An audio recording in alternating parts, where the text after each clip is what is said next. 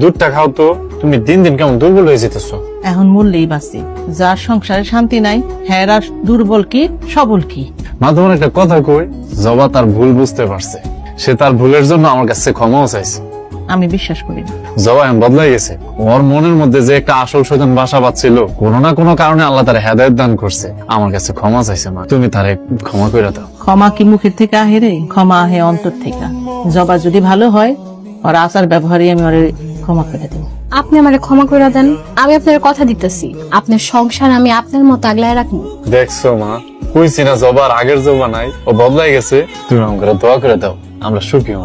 আইয়া ওই মা, ওই যে তোমার হাতের দুটা স্বর্ণের বালা আছে না, এগুলা একদিন দিয়ে তো বার কইরা একটু ওজন দিয়া নিয়ে আস মনে। হায় রে মা, সোনার বালা মানে সোনার যেই দাম বাড়ছে, তুমি কোথায় না কোথায় রাখছো।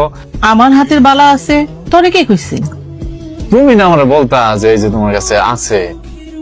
আমি তোরে কথায় কথায় কবে কইলাম আমার বালা আছে? হ্যাঁ, তোর বাপেরা কি জমিদার নাকি যে আমার বালা পরাইবো? আমার একটা ছোট্ট কানের দুলা ছিল, সেইটা তোর বাপের চিকিৎসার জন্য আমি বেঁচে দিছিলাম। আমার কাছে এখন বালা বুলা কিছুই নাই।